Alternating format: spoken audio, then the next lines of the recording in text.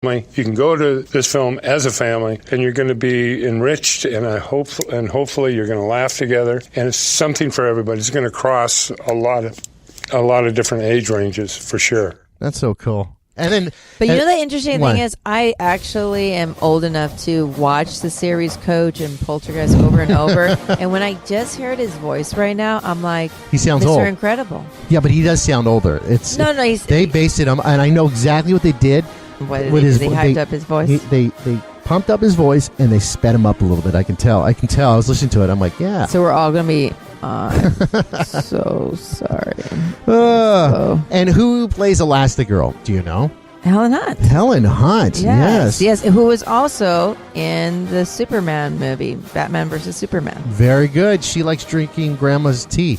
Oh, poor thing. Oh, man. And I wanted to get back to Samuel Jackson because, like we were talking about years and years and years since this has been done, right? He is excited the Incredibles are back. And I know. He seemed really like in that thank you for waiting, thank you for your patience.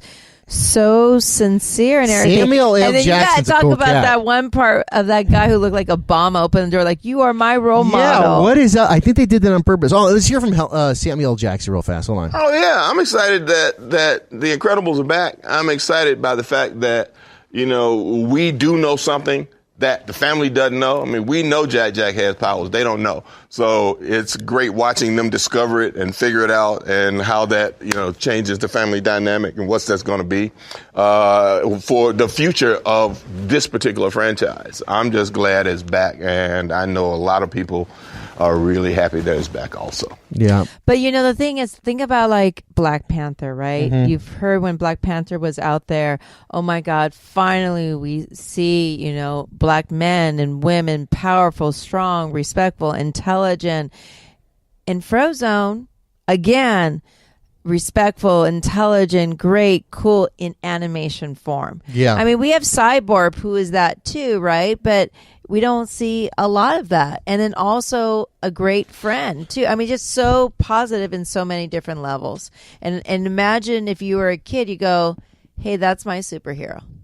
Yeah. That you can identify with, right? Think about for how long, regardless of what your background, if you don't see yourself on TV, and it's just like that the Barbie doll thing, right? Where have you ever heard of that study that was shown that all these Black girls were given two different types of dolls, and they prefer the white doll because that's the only thing that gets glamorized in a positive outlet. Finally, we are getting out of the dark ages into a bright light of truth and heroism of all kinds. That's true. I give it to you. Hey, I wanted to ask you a quick question, and I'm not changing gears or anything like that. Maybe a little bit. But I think you can talk about Doomsday. But no. For The Incredibles, don't you think the marketing for it, and I'm not talking marketing like pushing commercials and stuff like that, but the toys and everything like that, do you think it was done really, really good or no? Well, I don't know. I mean, one, the inventory is really low and it seems for the things that crappy, like the older people, like the cups and stuff, and considering how attractive it is on screen and the designs, like they're even really pushing a lot. Is it Evelyn Moda or Mode? For what? Evelyn. What's on? No, Edna Mode. You're talking about Edna. Yeah, Edna. Thank you, darling. So, yes, thank you. Amazing. She like the T-shirts at the Disney store. Sorry, Disney, but Mulan, darling. Mulan. I mean, talk about fashion queen. Where's the fashion in her shirts and stuff like that? Yes, I mean, darling. the Funko dolls are amazing. No capes. Yeah, and then no capes. The towel that they give away is pretty cool. I do like the Incredible backpack. I make fashion for the gods, darling. But the T-shirts, I mean, they have the iconic one. But you know what the T-shirt I love? And I have not seen. I want the T-shirt that Bob Parr, the voice actor, name is Craig T. Nelson. You want his original T-shirt? I want the T-shirt that he had on before the movie where it says, "Thank you for waiting." I love that one. Oh, I didn't even see. Oh, that one with all 4 or 5 of them? Yeah. Yeah, I saw that at the Disney store. It sells there, and it's on the line thing. What's amazing is, I don't know if it's going to sell, but I had the original. I saw the original Incredibles at Mann's Chinese Theater in Los Angeles for the premiere. I saw the premiere of it, okay? and they give you a T-shirt, a bucket of popcorn, walking in. I've kept it for years, and I've always worn it once in a while. They're like, "Oh, Incredibles," but I thought at the movie we'd see more people wearing the T-shirts. I didn't see too many people wearing the Incredible T-shirt. That's what kind of threw me off a little bit. A lot of people weren't wearing it. No, did you see it or notice it or no? No, I did not notice it. That just made me sad a little bit. I mean, yeah, I mean, and for toys, I know one more thing. No, please, I love talking about it. There are no action figures, and I was thinking about this. And well, you know which one that comes up? You go to Disney store. I mean, shopdisney.com. What? First action figure is Edna Mode, interactive talking doll. Here's the thing: when I was growing up, and I know it's a different time era, and this is why I'm thinking, action figures were such a big thing. You get say Star Wars came out. You get the Millennium Falcon, you get Jabba the Hutt, you get Han Solo, Luke Skywalker, all those little dolls. Okay, all the little ones they're dolls, action figures. I don't care. But then you got today. And they released them for The Force Awakens. And I always see them on clearance now. I don't know if it's another time and toys aren't selling like they used to because kids are like, am I really going to sit down and play with an action figure while I've got TV, video games, all this stuff, interactive things to do? Yeah. I don't know if that's made times change a little bit because I've noticed, and I don't know because I'm not in marketing. I don't see what the research is that they have those glass windows where kids play with stuff. Is their attention span and imagination not there anymore that they really don't want to buy those action figures? Because I've never seen Star Wars ever since I was a little kid because they always used to sell out. You had to order in advance. They ran out of toys. I don't know if you remember this back in the 70s. So I had to buy some. wasn't rich like so that. my mom and my uncle went down there because I wanted the Han Solo or whatever it was or Boba Fett. They ran out so fast, you had to buy a card to purchase it, a piece of paper that said, when it comes in, we're going to mail it to you because they were so behind stock. And it doesn't seem like it happens there. You know what I mean? think, here's one thing you don't know. I will say this for the men, we went to a couple of stores. The Mr. Incredible t-shirts were pretty much all out. But they were gross. No. I'm talking about the real design. Oh, the with the circle, just the logo. Yeah, the logo one. So, yeah, I love that. So the inventory wasn't good. There is a statue that and I don't get why it's these three, but Elastico, Jack, and Frozone. It's a doll set, Disney designer, $129.95. Attractive statue, but it doesn't flow. Like even if you follow, it should be Mr. line. Incredible. It should be the whole family. Yeah. Like, I would love to have a statue of the whole family, or even with Frozone. It seems like Elastigirl's having an affair with Frozone and had Jack. Yeah, exactly. Thank you very much. Exactly. But the only toy, and I now think from Disney, the new cheating Elastigirl with Frozone. But I do think you she are wasn't on my onto identity. something. I'm just not into that. Because the only toy they have is Elastigirl Elastic Cycle launcher set. Everything else is closed. But you know what's interesting? When I went into the Disney store, the first thing that splashed in my face were the costumes. So it's cool. Like you could get a costume for the entire family. Yeah. So are you going to dress up as Mr. Incredible? No, Boba Fett. Oh, Boba Fett. It's always Boba Fett. His son's going to be all right. crying. We're going to get into a quick interview because I want to explain cosplay. And listen, if you're a cosplay artist or you're into them and you like, oh my God, they're so dumb. How they not know about this? Email us. Tell us about it. And send your pics. If you do cosplay, you wear any kind of cosplay, whatever you do. If you dress like Deadpool, you can dress like a monkey, Han Solo, a special person from Pokemon, whatever. Send the pics. We like to see them. Send them to us at, always follow us on the social media at Your Nerd Side or email it to me, Fonseca at Your Nerd Side, Fonseca. All right, Silicon Valley Comic Con. We are walking up to a couple that is cosplay. To the Idiot Mobile. Hi, this is Chris Kattan, and you're listening to Your Nerd Side. Hi, this is Skeletor. And you will listen to Your Nerd Side with Fonseca. Are you?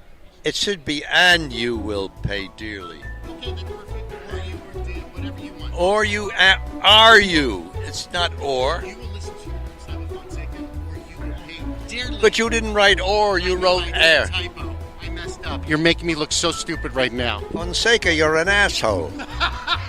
I was at Silicon Valley Comic Con and I was walking around, And I, for years, have always wondered, cosplay, dressing, how does it work? What's going on? I've got to consider myself a child at this. I don't know anything about it. The people are trying to explain it to me for years. And now I'm in front of two individuals I met last night. And I said, hey, will you explain this to me? And they almost did a little bit, but I didn't want to. Let me get this right. These aren't your real names, but these are your cosplay names, right? Lilifee? Lilifee. You're close. And Kohalu. Yes, Lilifee and Kohalu at your service. Kohalu, okay.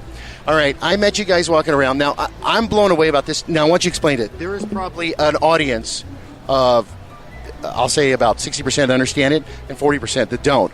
And I want you to explain it to us and we're trying to understand it more. Cosplay, what is it?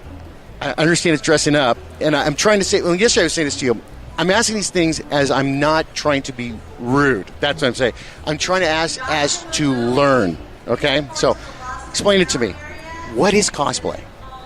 Cosplay essentially is a portmanteau of two words, costume and play. Okay. So, the most essential part of it is people are putting on costumes, making costumes, or buying them, whatever, putting them on and going to conventions, going to gatherings, and just having fun with it. Okay, you're having fun with it.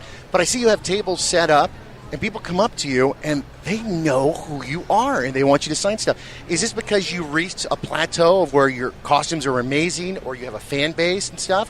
I'm confused about that. I think it can be a mixture of both. A lot of cosplayers who have tables, it's because they specialize in a certain thing, whether it be props or armor, or or they're just popular, or they're just popular people. Now, are you popular? I guess so. I mean, is she popular? Tell me the truth. Is she popular? Yeah, I guess so. Well, I'm popular, I think, in a different way. And why is that? Because I think I'm heavily involved with the NorCal cosplay community, so I go to all the events. I help out with a lot of stuff. So I think people know me more for my personality rather than cool stuff that I make. I have started making really cool stuff. So and he was explaining to me that you make the costumes yourself, and some of them were bought. That is amazing. And you guys do it yourself. Okay, continue on. I didn't mean to interrupt you. Yeah. So back to your question about popular, because that's kind of a loaded term. Because there's two worlds of cosplay. Okay. There's the world of online cosplay, and there's the world that we're on here right now at the convention itself. Okay. So, within the scale of online cosplay, popular means potentially tens of thousands up to millions of people following you and watching your progress, watching what you make. But to be popular in real life is a different thing, a different world. Okay, so let me get this right. And then the pictures, you take the pictures, do it yourself, correct? Some of them I do myself, but a lot of times a photographer will take them and then give me the rights to be able to print them, to sell them as something that people can buy and get and to have signed. Okay, I'm going to be an average person, so this is my understanding. Cosplay, costumes, and you like to play with them. Give yourself a theme, and you give yourself a theme of what is it, from Zelda to whatever it is, and you pick that costume and get yourself ready. Do you guys match up when you do costumes, or are they usually separate? Sometimes we do, but most of the time now we're separate. We have a few couple cosplays coming, but most of the time I think we're from different series. And it's a really big thing happening right now, huh? A really big thing. I've seen this at Sacramento Comic-Con, San Diego Comic-Con. There's a lot of cosplaying. Okay, real fast, because we're talking to you and people are like, what's your website? Or social media and stuff. Do you get that out? Or does that bug you guys? No. All right, what is it? I want to hear about it. There you go. My social media pages? Oh, if you do you have a website? I don't have an official .com website, but I do most of my networking on Facebook and Instagram. What's your handle? So it's Liliphae, Liliphae. Okay, so if you just find that on Facebook or Instagram, it's all the same. And when I'm talking to you guys, this is going to be linked up right next to the interview. Isn't that nice? But go ahead, and what's yours? And I am Kohalu. That's Kohalu. Oh. And you'll find me on Facebook, Instagram, and Etsy. Okay. Now, anything you want to say to individuals trying to understand cosplay? Do you want something that you get negative from them that you want to push out there to? Like, hey, we're doing this for fun. You guys should actually try it out, blah, blah, blah. Anything like that you've ever thought about? Yeah, if you want to dress up in costume, you should totally do it. Cosplay, in my opinion, cosplay has no age, no gender. Yeah. Like, it's not restricted to like, oh, you have to look like this, or you have to be this person, like, or you have to even look like the character. Yeah. Like, a lot of people are insecure. It's like, oh, like, I don't look like a superhero, or I don't have the proportions of a video game character. But a superhero is a character of mine and what you do. Do you like It that? is, yes. I stole that from a comic book, dude. yes. So let me ask you one more question. Last one. I'll let you guys back to your table selling. Now, people buy your pictures. Why